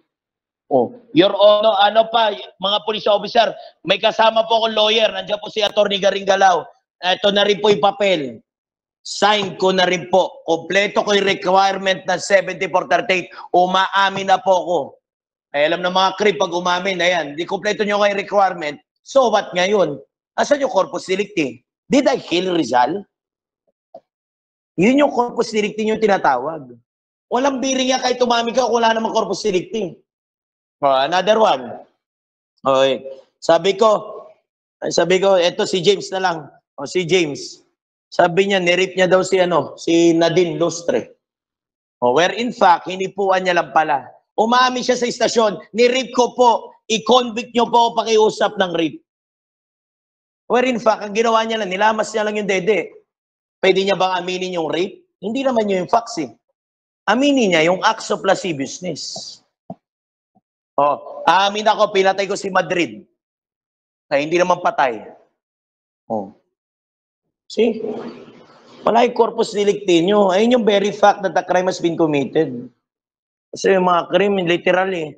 Sinasarkasab ko nga yan eh. Paano kung ninakaw ko pagkain? Oh. Mahayag, paano pag ninakaw ko pagkain mo? Tapos kinain ko ngayon. Ano corpus delicti mo ngayon? Tahi ko. Oo nga. Eh literal eh. Gusto nyo ganun eh. Ito yun no. Mas importante ito po tayo. Ito yung tinatanong ni Atty. Gambonyo. Ito, basic lang to eh. Kahit ka kompletohin mo yan, wala namang corpus delicti, di nonsense yung pag-amin mo. Kahit magpirma-pirma ka pa waiver, kahit 100 lawyer pa'y pumirma dun. Kahit tabahan mo pa yung kwento mo, ikukwentong barbero lang yan. Wala rin bearing. Anong pinapaamin nyo? O kaya maganda sa istasyon. Ay, yung maganda ginagawa ni Digong yan, ang dami niyang inaamin. Puta lahat, kwentong barbero, puro walang corpus delicti. Oh, may pinatay daw siya, yung prosecutor noon, mayor. Sabi niya, meron daw kinidnap na babae, kukwento niya, ganyan-ganyan. Nirespo daw, inantay ko yung mga kidnapper, pinagbabaril ko. Eh, nasaan yung corpus delicti? Wala.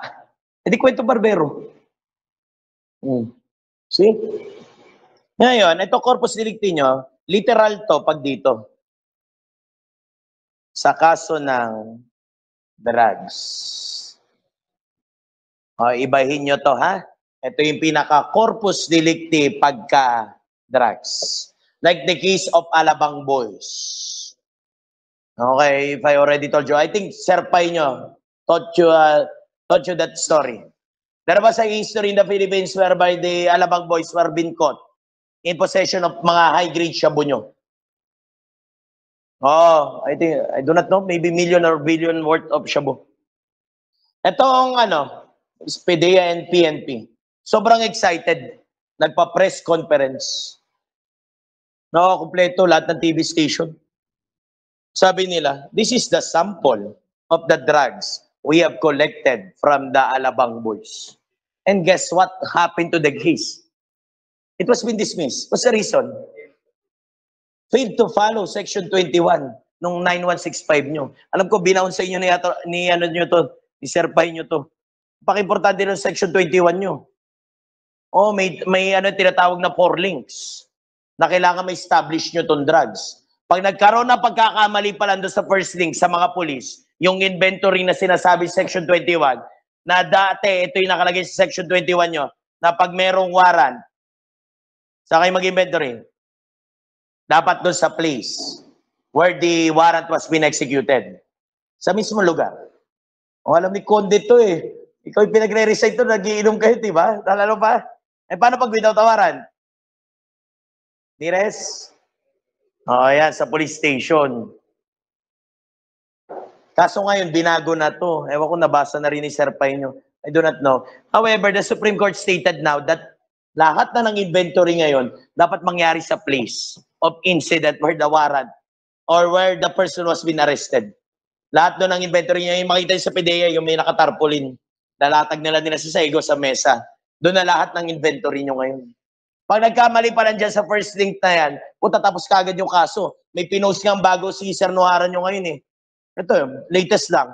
Nagkamali ng inventory. Ang nilagay ganito. Doon sa isang drugs, ano ba date yan? November? Ano ba yung November? 11? Ayan, nakalagay 11/29. Nakalagay ganito sa unang inventory niya. Tapos yung pangalawang inventory, ganito na nakalagay. Ay putang ina, alam nyo nangyari ulit? Basag.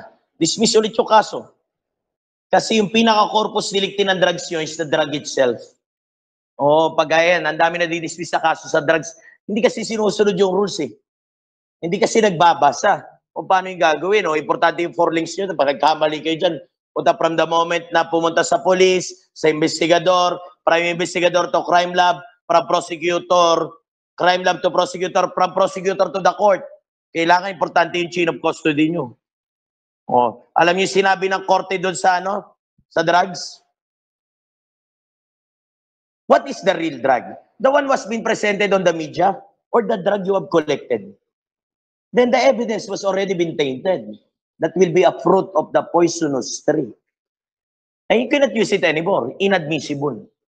O, tignan nyo, ayan yung mali kagad ng mga kapulisan. Akala nila madali magpatunay ng kaso. Ang hirap na itong word na corpus delicti nyo. Kahit anong pang ipaamin nyo dyan, kahit, sabi ko sa inyo, lahat naman inaamin dyan. Sabi, kakabugbog dyan, kahit kaya pagpatay Rizal, aminin yan eh. Kahit kay Lapu-Lapu. Aminin ng mga yan. Bugbog ka na eh. Eh, nasa yung corpus delicti? Opo, ako po ng rape. Eh, nasa yung very fact na ni-rape mo yung tao? Nakuha nyo? Walang facts. Yun yung pinaka-importante na meaning na corpus delicti nyo. At tandaan nyo ito pakiusap ha. Yung pag-amin ng extrajudicial confession, kailangan merong corpus delicti. Walang kwenta yung pag-amin nyo kung wala rin mako-corroborate na corpus delicti. Or the very fact, the substance, the elements of the crime. Okay na? Aralin natin ito ulit pag dumaki sa human rights. Kalma lang kayo. Next right is, of course, the right to have competent. Right to have competent. And mas mahalaga is yung word nyo na to. Independent counsel.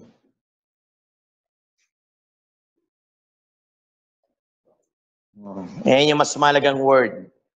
Yung independent counsel. Lahat naman ng lawyer will be, of course, competent. Ngayon, on the right to have competent independent counsel, ito ang problema natin sa totoong buhay. Hindi naman nangyayari talaga ito eh. Wala naman lawyer talaga yung mga yan. Kaya ito, yung another requirement nyo, kahit gawin na lang sa mga ganito. Wala namang problema. Ayun na lang, in the absence of the council, gamit tayo nitong mga to. Ngayon, pag-usapan muna natin itong right to have independent counsel. Yung counsel natin, everyone, supposedly, ang binabanggit ng batas nyo talaga rito, yung counsel of his own choice. O pag nirecite yung Miranda Doctrine, diba yung binabanggit? You have the right to have competent independent counsel of your own choice. Yung word yung of your own choice, itong word na to is referring to the private lawyer talaga. Ayaw ng inyong konstitusyon na maging bias kasi. Kaya ginamit yung word na independent. Kasi kung bibigyan natin yung word yung independent talaga, dapat wala sa gobyerno. Pag dependent kasi, naging government lawyer, it will result to bias. Sino ba nag-imbestiga? Yung gobyerno. Bakit yung gobyerno pa magbibigay sa'yo? Ngayon, ang problema nga lang, may mga tao na hindi kayang mag-lawyer. Kaya lumalabas yung isang klase ng lawyer nyo, na dito, yung mga pao nyo. Huwag nyo tawagin pao lawyer, redundant na eh. May attorney na eh. Public Attorney's Office. Yung mga yan, of course, their job is to assist. Hindi kasi nila kaya mag-lawyer, the word is destitute litigants. Pag sinabi nyo destitute, walang kakayahan. Ano ba? Slap soil, purita. Yung mga word nyo, destitute. Mga slap soil. Walang kakayahan mag-lawyer. Anong gagawin ng gobyerno? Magpo-provide yan ng free. Alam niyo naman tumpaw. Hindi binabayaran yan. That is only for fee. Free. Not for fee. For free. Ayun yung trabaho niyan. Free service for destitute litigants. Ito yung kagaguhan nung nakarani, nung sinapolis nyo, nung inihearing. Binigyan ba naman ng 3 pao lawyer? Ina, bilyonarya yun eh. Ano naging destitute yun?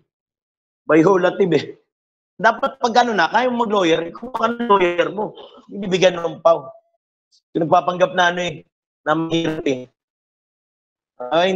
Hindi na. Katulad ni Digong nyo, 3 yung lawyer na kasama. Puro lahat veterano. Kita niyo yung mga kasama niya? Yung isa doon, Solicitor General dati. Yung Kalida, yung isa. Mapagsik yung mga yun. Puro private lawyers niya lahat yun. Nakasuporta, ewan ko. Makalusot sila doon. Mas malupit yung mga yun. Diba dinedebate nila yung jurisdiction ng ICC? Totoo naman eh. Inaaral sa philosophy of law yun eh. Walang jurisdiction yun. Walang floating court na tinatawag. Saka makakita na lahat ng korte pwedeng hawakan lahat ng bansa. Wow. Venue is jurisdictional. Kung saan na-commit yung crime, dapat dyan ka nalitisin. Malabo yun. Papansilagyan sila Laila Diliban yun. Wala pa kinonvict sa ICC. We are studying that one on the philosophy of law. Walang jurisdiction yan. Nag-aaral kayo. Saan magko-comment sa complaint sa ibang bansa? Bantikas mo naman. Saido. Walang ganun. Now everyone, itong mga lawyers na to, kailangan independent. Again, it could be a private lawyer or PAO. Later on, iba yung tatawag nyo rito. Pwede kasi tawagin to counsel de officio. Counsel de parte, sorry. Ito, private lawyer. Then itong PAO nyo, pwede tawagin counsel de officio. Kasi they were being appointed officially by the government. Ngayon yung dalawa rin tawag sa kanila. De parte, counsel de officio. Ito problema, hindi naman talaga nabibigay itong mga lawyer na to kung alam nyo lang. Yung first time na mamimit mo lang yung lawyer mo, pag nagkaroon na ng arraignment, doon lang ina-appoint yan. Wala yung lawyer na pao nyo, hindi yan nagkakano kagad ng tulong. Ayun yung problema tao, kaya nga hindi nakapag-motion to quash kagad eh. Nahirapan yung iba. Now, with regards sa counsel, of course, this is also a personal right. Pwede rin magkaroon ng ganito. Provided again that there are 3 requisites again. Ano yung 3 requisites ulit? In writing, voluntary or signed, and tingnan cute, in the presence of the counsel ulit. Ayaw mo nga mag-lawyer eh. O kunwari si Apin, sabi niya, ayoko na, nag-aaral na akong crim pro eh. Di na po ako maglo-lawyer. Magaling na ako sa crim pro eh. May hawak po, may caudal ako eh. May rules of court ako, alam ko yan.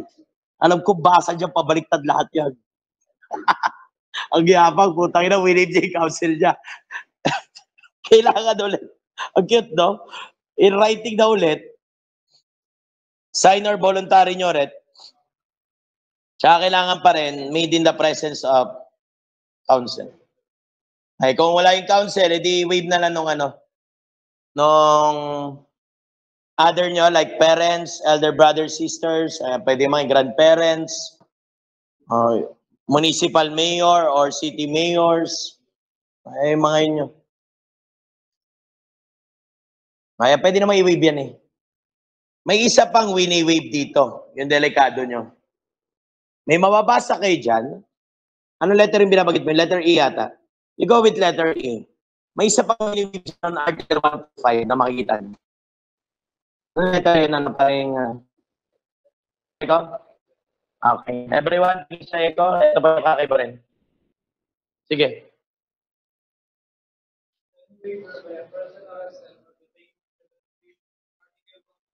Everyone, bakit tayo mag-waiver ng Article 125? Anong istorya nito? Bakit wini-waive yung Article 125? Anong wini-waive dito? Yung 12? Bakit wini-waive to everyone? Reference tayo everyone. Punta ng Rule 112, Section 7.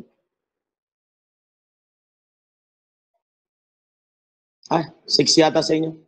Warrantless arrest. When a person is lawfully arrested without a warrant. 6 pala sa inyo, sorry. Luma, 7. Sa bago, 6. Pakibasa nga, James, dyan yung may ask. May ask na. Punta na dun. Provided that an inquest proceeding is conducted.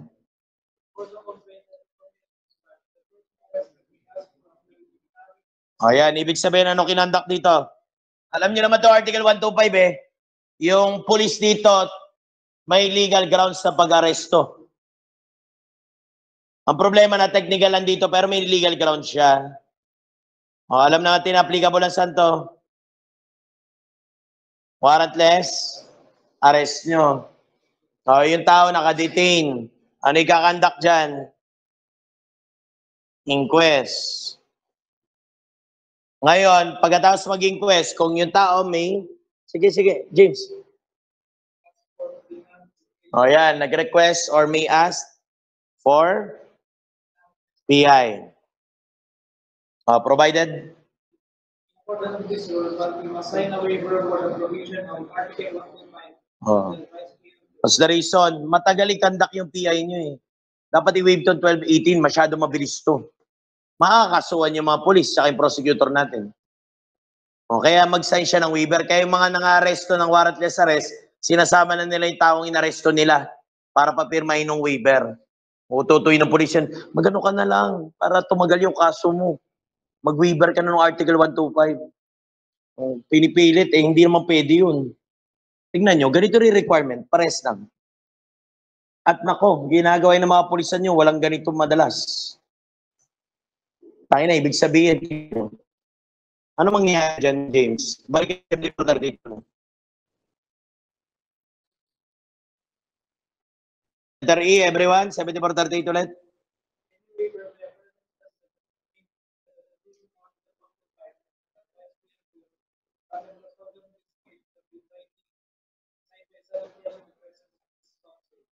Otherwise, the waiver will be non-void. Patay. Makasuhan kayo ng delay in the delivery pag di nyo sinunod to.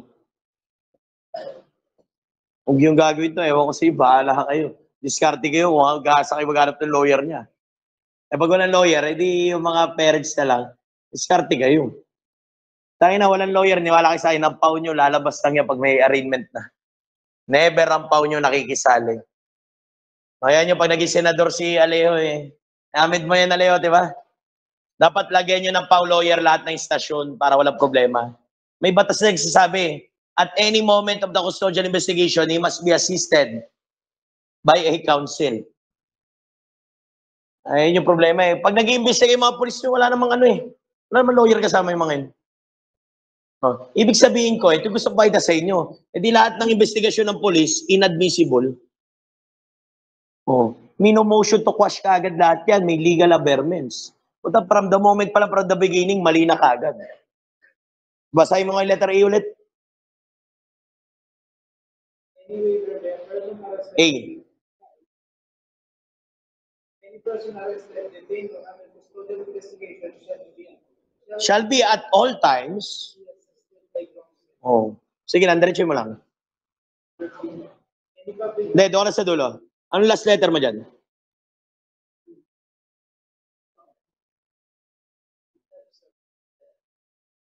Any person arrested or detained or under custodial investigation shall be allowed to visit the Ay, hindi. Sige na, taka doon sa ano. Yung last niya, may sinabi yan dyan.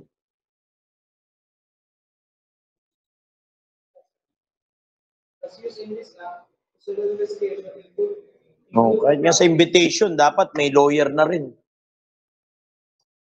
O at hindi na po provide yan, ano mangyayari sa investigation lahat?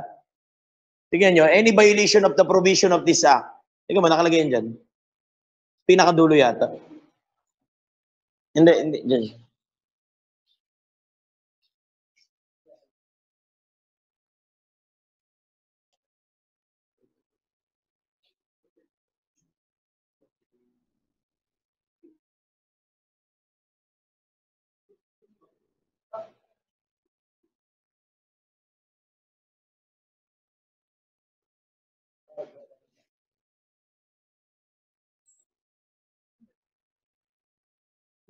Wala nakalagay. Sa consti ko pala nabasa, sorry. Ito section 12, yung dulo. Wala pala dyan. Article 3, 1987 pala, sorry. Makita nyo lahat na ebidensya rito. Ituturing na inadmissible. Ito section 12. Diyan lang naman kinopyan. Pinakadulo, ano, James? the law shall provide for penal and civil sanction for violation of this section, as well as compensation for the application of similar practice and their families. Any violation of this act? Wala ba nakalagay dyan? Wala nakalagay?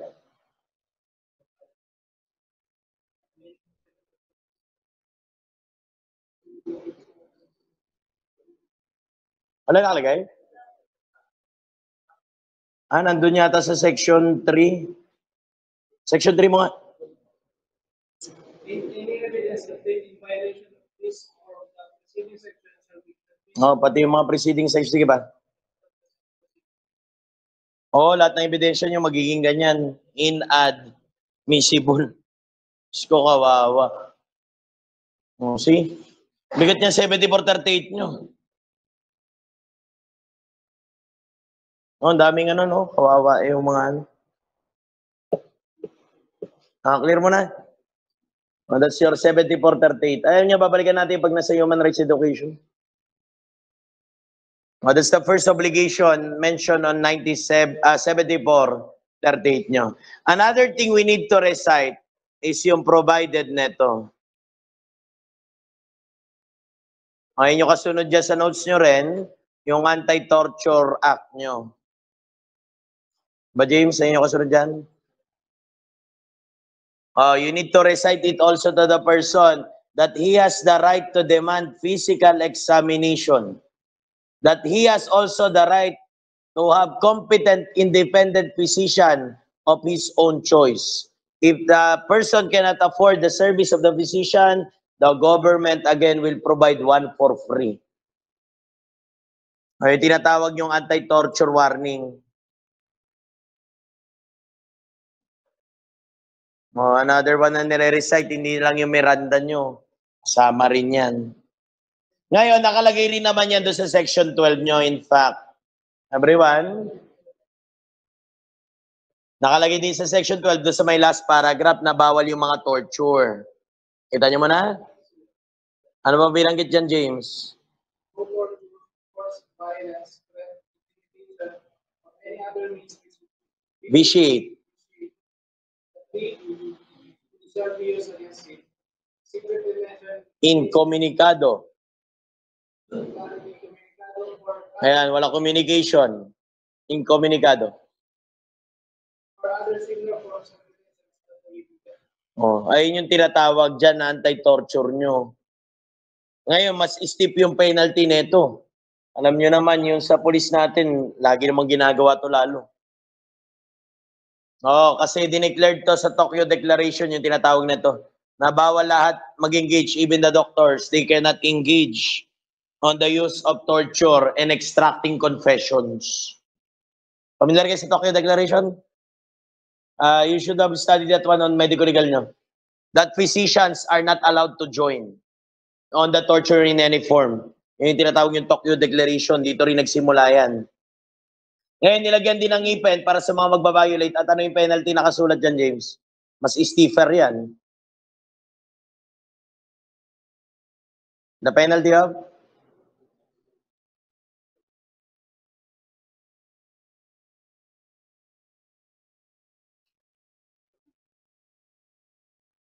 $14 daw. Penalties. Section 40. The penalty of refusal to let go Tignan nyo, putang ina. Heinous crime.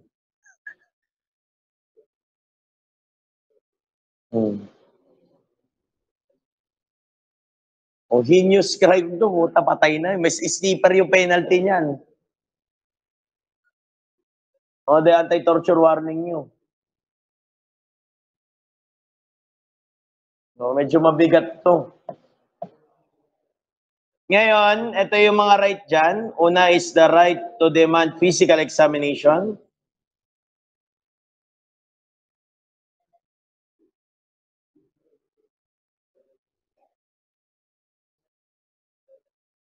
Then another right na involved is also the right to physician. Right to have competent and independent physician.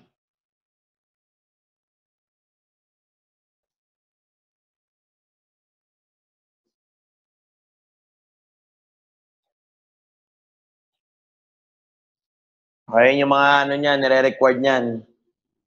Kung saan gusto ng tao magpa-hospital, doon nyo dapat dalhin. Siyempre, pag yung tao, wala namang alam eh. Nadali nyo doon sa kakilala nyo doktor sa Morong. Ay, hindi yung pinakamadaling medikalan eh.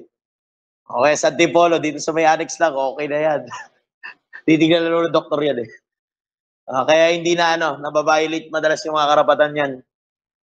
Now, kung gusto niya rin na sarili niya doktor, dapat ibigay nyo rin. Yung sarili niya physician. Kung yun yung gusto niya. Bigat, no? Tayo na. Ito, dami nagbabiolate na ito. Diyos ko. Hindi nila alam yung penalty, napaka-stiff. Paano kung ganito? Kunwari nakakulong si Garing Galaw. Tapos dumadalaw si Conde. Sabi ng pulis, alam mo ba Garings, si Conde nililigawan nung nung jailer namin. Tinotorture ka psychologically. Will that be a form part of your anti-torture? Oo, kasama na rin dyan. Oo, hindi na lang yan limited sa physical abuse nyo. Kasama na ngayon lahat ng klase ng abuses. Bawal yung Bartolina, yung mga ganyan. O, yun yung right na makikita nyo muna dyan. Ayun yung babalik-balikan natin pag nandun na kayo sa human rights. Relax lang kayo. Oh, dami nire-recite. Ito pa isang nire-recite nyo. Rules on body-worn camera. You must recite on the person that everything was being recorded. Or everything is being recorded ngayon. That you are using your body-worn camera or what you call as the alternative recording devices. Kailangan man lang pag ito gagamitin mo, at least man lang dalawa.